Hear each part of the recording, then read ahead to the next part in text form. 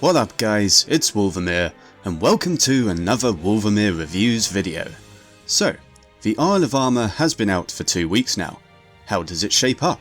And is it worth your hard-earned Poké-dollars? That's what I'm about to discuss in this DLC review. Let's get into it. The Isle of Armor is the first of 2 DLC expansions for Nintendo's Pokemon Sword and Shield, which released last November, and it sees you, our plucky young protagonist, travelling to an island close by to the main game's Galar region, known as, you guessed it, the Isle of Armor. A very sunny location for the summer DLC half of this expansion pass. It has a strong martial arts theme, with the main plot revolving around a kind of martial arts dojo, and particularly around the new fighting type legendary Pokemon Cub Fee, whom you gain as a new companion about halfway through. You also get a new rival character during your time on the island, who differs depending on which version of the game you have. For me, as a Pokemon Sword owner, I got Clara, this colourful lass who uses poison types. Though if you have Pokemon Shield, your rival is Avery, who uses psychic types. The Isle of Armor at its core is essentially a brand new wild area to explore, which, compared to the rather limited version which is featured in the base game, is a significant improvement both in size, aesthetic and overall content. Where the original wild area felt like it was kind of squashed in and a bit limited, the Isle of Armor feels like how the wild area should have been. It's wide open, with the ability to go almost wherever you please. I liked how the islands you see offshore you can just go to by riding over toward them on your bike, providing you have the bike upgrade from the main game to enable you to do so. There are also a number of different locales and terrain types within the Isle of Armor itself, from damp wetlands to massive caverns, from dry sandy prairies to glistening bays and coastlines. I've found myself wanting to explore and go to every part of the island, which I never felt compelled to do in the original wild area. It really feels like the world is your oyster, and could be a first glimpse of how a truly massive open world Pokemon game may look in the future.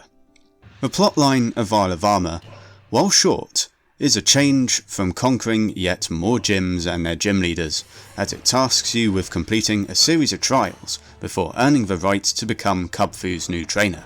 It's here where the rest of the DLC becomes centred around this Pokemon, as you become responsible for training your Cub Fee and deciding which of the 2 towers you want to conquer, the Tower of Waters or the Tower of Darkness, which are special trials designed especially for Cub Fee.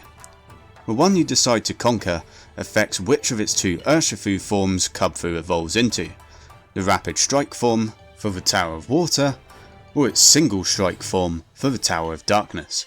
Both of these forms of Urshifu have special Gigantamax forms as well. These challenges I felt were a breath of fresh air from Pokemon's usual MO of defeating gym leaders, and it's cool that you can train your Cub Fee in different ways to better suit your team's needs. Whilst there is a heavy emphasis on the new legendary Cub Fee, the Isle of Armor brings back many more Pokemon that were missing from the base game. Some fans will be pleased to see some returning favourites and being given the opportunity to catch more Pokemon. It does not bring all of them back, however, so those who were hoping to finally have the chance to catch every single Pokemon to ever exist will have to settle for those reintroduced in this expansion, and hope that the Crown Tundra, when it comes out this autumn, will fill out the rest. Among other new features included in this DLC are the ability to have the Pokemon at the top of your list come out of their Pokeball and follow you around on the overworld, which is one of the coolest little additions in my opinion in this DLC. Look at how adorable this little guy is running about after me! Doing so helps build up friendship with your Pokemon faster. There is also a Diglett hunting SciQuest, which gives further incentive to explore every nook and cranny of the island by tasking you to find the 150 Diglett hidden in various locations around the island. It's well worth keeping an eye out for them, as the NPC who gives you the quest will reward you at various milestones with rare Pokemon in their other regional forms from Alola, such as this cool Alolan Marowak. You can even get an original Slowpoke to go with your Galarian version. There are also other features here that are sure to keep fans occupied, from new tutor moves to consider, as well as granting certain Pokemon the ability to Gigantamax through the use of Max Soup, though acquiring the Max Mushrooms needed for it can be a somewhat time-consuming affair, as they appear randomly around certain areas in a map and need you to participate in max raids in order for them to spawn. Among those that have new Gigantamax forms are Venusaur and Blastoise, which is cool to see for sure. So now we come to my verdict. For this DLC expansion, I rate it an 8 out of 10. After all is said and done, the Isle of Armor DLC is a welcome addition to the main game, and it introduces many new locations and features to keep the game alive. My only real criticism I can come up with is perhaps the length of the main questline, which really isn't that long at all, as you will probably get your way to the end of it in just a few hours, and even then, a fair portion of it will be dedicated to grinding and leveling Cub Fee up enough to be able to take on the tower of your choice. But I feel there is enough other features here to make it overall worthy of your time and money.